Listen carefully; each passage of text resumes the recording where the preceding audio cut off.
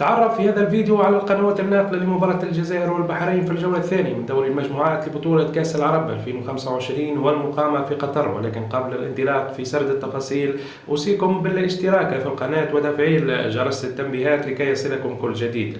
تنطلق مباراة البحرين والجزائر على الساعة 2:30 ظهرا بتوقيت تونس، الجزائر والمغرب، الساعة 3:30 بتوقيت مصر، 4:30 بتوقيت السعودية، قطر والبحرين.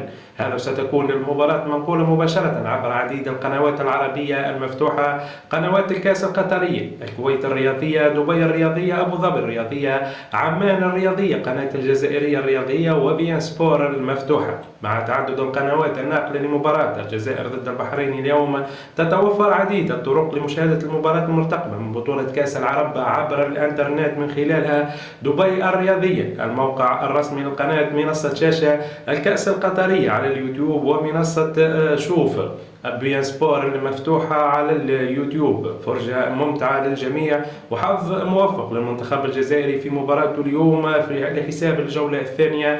المنتخب الجزائري مطالب بتحقيق الفوز ولا شيء غير الفوز لضمان الترشح والتأهل إلى الدور القادم من المسابقة بعد تعادله في المباراة الافتتاحية.